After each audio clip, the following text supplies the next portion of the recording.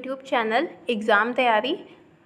आज का सब्जेक्ट हमारा है हिंदी साहित्य का, जिसमें हम यूपीएससी का जो वैकल्पिक विषय है, ऑप्शनल सब्जेक्ट है, उसके सिलेबस के बारे में बात करेंगे और इसको कैसे पढ़ना होता है, कैसे आप इसकी नोट मेकिंग करेंगे, क्या सोर्स होने चाहिए, तो इसके बारे में हम थोड़ी सी बात करेंगे। ठीक है, तो चलिए स्टार्ट करते हैं। इसका सिलेबस है पेपर फर्स्ट में खंड का है इसका हिंदी भाषा और नागरी लिपि का इतिहास, अपभ्रंश, अवहट्ट और प्रारंभिक हिंदी का व्याकरणिक तथा अनुप्रयुक्त स्वरूप, मध्यकाल में ब्रज और अवधि का साहित्यिक भाषा के रूप में विकास, सिद्ध एवं नाथ साहित्य, खुसरो, संत साहित्य, रहीम आदि कवियों और दक्षिणी हिंदी में खड़ी बोली का प्रारंभिक स्वरूप, 19वीं शताब्दी में खड़ी बोली और नागरी लिपि का विकास, हिंदी भाषा और नागरी लिपि का मानकीकरण, स्वतंत्रता आंदोलन के दौरान राष्ट्रभाषा के रूप में हिंदी का विकास, भारतीय संघ की राजभाषा के रूप में हिंदी का विकास, हिंदी भाषा का वैज्ञानिक और तकनीकी विकास और हिंदी की प्रमुख बोलियां और उनका परस्पर संबंध। ठीक है, तो ये आपका जो खंड का है, इसमें थोड़ा सा आगे भी है, देखते हैं। नागरी लिपि की प्रमुख विशेषताएं और उसके सुधार के प्रयास तथा मानक हिंदी का स्वरूप, मानक हिंदी की व्याकरणिक संरचना। ठीक है, तो ये आपका खंड का है। खंड का आपका बहुत शॉर्ट है। इससे रिलेटेड जो आपके क्वेश्चन भी आते हैं वो वन लाइनर आते हैं, वन लाइनर नहीं होते, लेकिन हाँ बहुत क्लियर कट होते हैं, जिसे एक बार में ही पढ़ के आप समझ सकते हैं कि जैसे हिंदी कहानी का इतिहास क्या है। ठीक है, हिंदी कहानी का आविर्भाव कहाँ से हुआ। ठीक है, नेक्स्ट कि हिंदी की प्रथम कहानी कौन सी है, कैसे ये डेवलप हुई, इससे पहले कौन कौन सी कहानियाँ आ चुकी हैं। ठीक है, कैसे हिंदी की प्रथम कहानी को फाइंड आउट किया गया। तो ऐसे ऐसे क्वेश्चन बनते हैं। तो अभी क्वेश्चन का फॉर्मेट भी देखेंगे, कैसे क्वेश्चन बनते हैं फर्स्ट पेपर में और कैसे क्वेश्चन बनते हैं सेकंड पेपर में। ठीक है, पहले सिलेबस डिस्कशन कर लेते हैं। नेक्स्ट खंड का है हिंदी साहित्य का इतिहास। अब इसमें हिंदी साहित्य की प्रासंगिकता और महत्व तथा हिंदी साहित्य के इतिहास लेखन की परंपरा, हिंदी साहित्य के इतिहास के 4 काल, आदिकाल, भक्तिकाल, रीतिकाल, आधुनिक काल। अब इसमें क्या क्या पढ़ना होता है। आदिकाल में हम सिद्ध, नाथ और रावसो साहित्य को पढ़ते हैं। प्रमुख कवि हैं चंद बरदाई, खुसरो, हेमचंद्र, विद्यापति। सिलेबस का देखो, सिलेबस पढ़ने का यही एक बहुत अच्छा माना जाता है कि अगर आप इसको अच्छे से पढ़ते हैं, जैसे आपने ऑप्शनल सब्जेक्ट लिया हुआ है, तो अब प्रमुख कवि हैं, तो इसमें क्लियर कट लिखा है 4 कवि दिए गए हैं, आपको इससे बाहर पढ़ना ही नहीं है, कहीं नहीं जाना आपको ढूंढने कि क्या पढ़ें इसमें। तो सिलेबस पढ़ने से यही फ़ायदा होता है कि हमें हर सोर्स जो हमारे लिमिटेड हो जाते हैं और हमारी पढ़ाई भी ईजी हो जाती है। ठीक है, तो चंद बरदाई, खुसरो, हेमचंद्र और विद्यापति आदिकाल में ये 4 कवि पढ़ने हैं। भक्ति काल में संत काव्यधारा, सूफी काव्यधारा, कृष्ण भक्ति धारा और राम भक्ति धारा। इसमें जो प्रमुख कवि हैं कबीर, जायसी, सूर और तुलसी, 4 कवि पढ़ने हैं आपको। रीति काल में रीति काव्य, रीतिबद्ध काव्य और रीति मुक्त काव्य। इसके जो प्रमुख कवि हैं केशव, बिहारी, पद्माकर और घनानंद। ठीक है, ये 4 कवि आपको पढ़ने हैं। आधुनिक काल में है नवजागरण, गद्य का विकास, भारतेंदु मंडल। प्रमुख कवि हैं इसके भारतेंदु, बालकृष्ण भट्ट और प्रताप नारायण मिश्र। तो ये 4 काल हैं, 4 काल के अलग अलग कवि इसमें दिए गए हैं जो कि आपको पढ़ने हैं। इसी से रिलेटेड व्याख्या आती है और इसी से रिलेटेड जो है आपके क्वेश्चन आंसर फॉर्मेट बनता है। ठीक है, नेक्स्ट आधुनिक हिंदी कविता की मुख्य प्रवृत्तियाँ: छायावाद, प्रगतिवाद, प्रयोगवाद, नई कविता, नवगीत, समकालीन कविता और जनवादी कविता।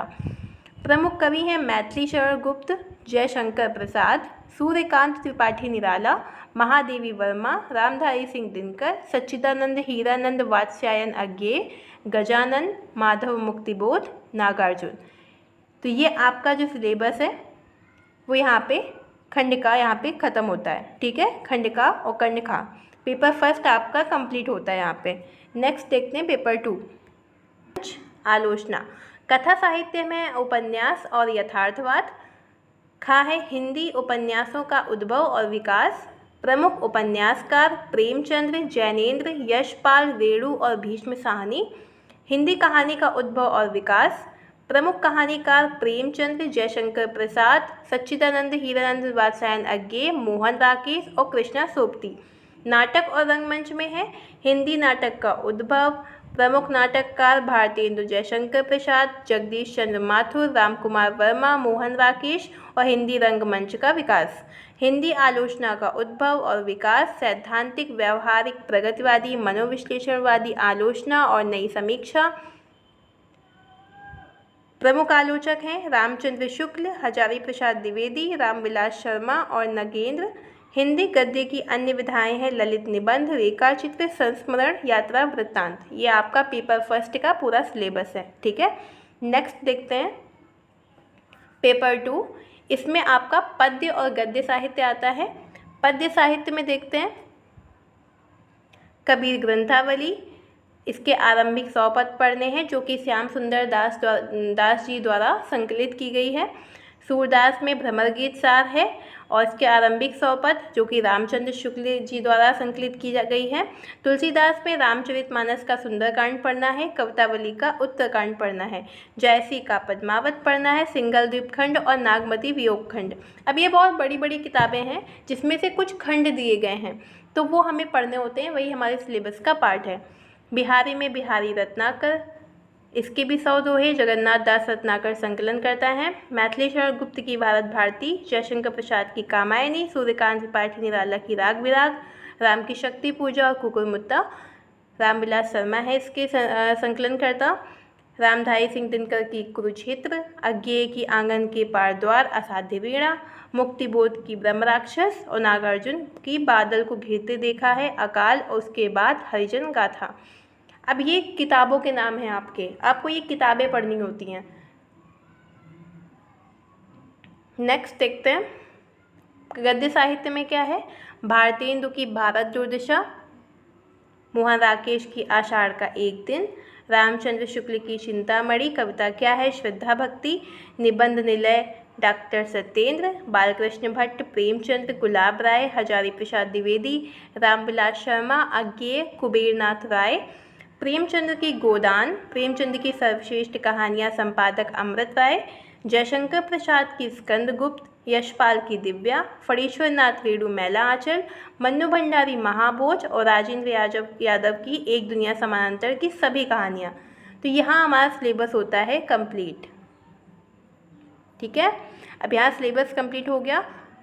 अब हम देखते हैं कैसे इसकी नोट मेकिंग की जाएगी और किस तरीके से इसको पढ़ा जाएगा पेपर फर्स्ट और सेकंड को कंबाइन करके, ठीक है।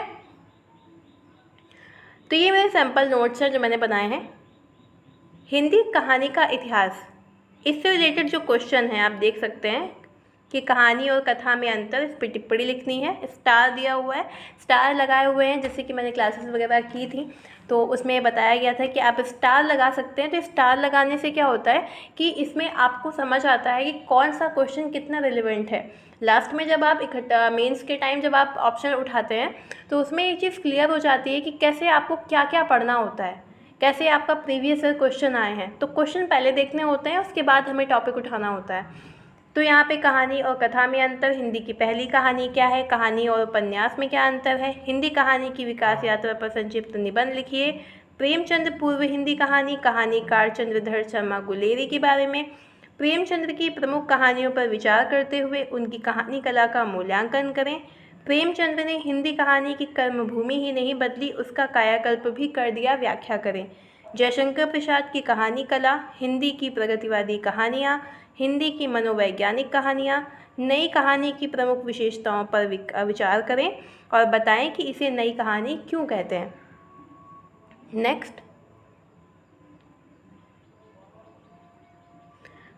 अब ये देखिए, ये थोड़ा सा फॉर्मेट लिखा था कि पेपर फर्स्ट और पेपर सेकंड कैसे एग्ज़ाम में आता है, वहाँ पे हमें जो पेपर की शीट मिलती है वो कैसे होती है, कैसे कैसे क्वेश्चन आते हैं। तो जैसे ये का और खा खंड में होते हैं तो का से हमें 3 क्वेश्चन करने होते हैं और खा से हमें 3 करने होते हैं। तो क्वेश्चन नहीं करने होते हैं, हमें 3 नंबर करने होते हैं, एक नंबर में 3 क्वेश्चन होते हैं, ठीक है। तो 3 नंबर इस साइड, 3 नंबर उस साइड, तो ऐसे हमें क्वेश्चन करने होते हैं। प्रश्नों के प्रकार पेपर 2 का कैसा होता है, संवेदना, शिल्प और तत्व के आधार पर समीक्षा ऐसे होते हैं।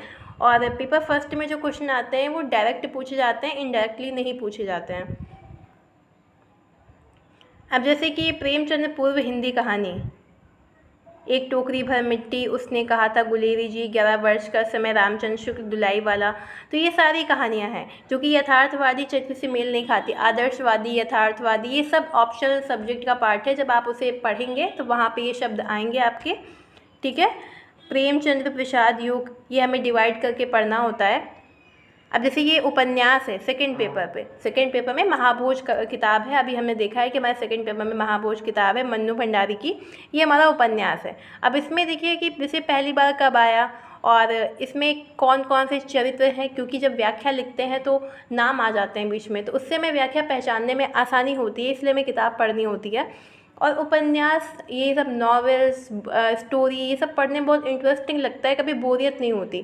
तो इसीलिए, और थोड़ा सा जीएस से हटके भी है, तो इसलिए आसानी होती है ऑप्शनल पढ़ने में, वो भी हिंदी लिटरेचर ऑप्शनल पढ़ने में थोड़ा सा अच्छा लगता है। तो यहाँ पे हमने चरित्रों के बारे में लिख दिया है, जिससे एक पेज में पूरा डिफाइन हो गया है। अगर एक बार कहानी उपन्यास हमारा पढ़ा भी हुआ है तो इतनी प्रॉब्लम नहीं आएगी, हमें चरित्र याद रहेंगे। तो आज का लेक्चर यहीं तक था। आई होप आपको वीडियो पसंद आया होगा, कुछ इन्फॉर्मेटिव आपको इन्फॉर्मेशन मिली होगी। तो इस वजह से आपको अगर वीडियो अच्छा लगा हो तो आप आगे लाइक कीजिए, सब्सक्राइब करिए, शेयर कीजिए और कमेंट जरूर करिएगा, क्योंकि आपके कमेंट्स थोड़ा सा मोटिवेट करते हैं आगे वीडियो बनाने के लिए। तो अगर हिंदी ऑप्शनल के सिलेबस के बारे में, कोई इसकी पढ़ने की रणनीति कैसे होनी चाहिए, अगर वीडियोज़ आप चाहते हैं तो मैं आगे और अपलोड करूँगी, ठीक है। और सैम्पल नोट्स अगर आप चाहते हैं तो मैं वो भी अपलोड करूँगी। Okay, so thank you so much for watching my video.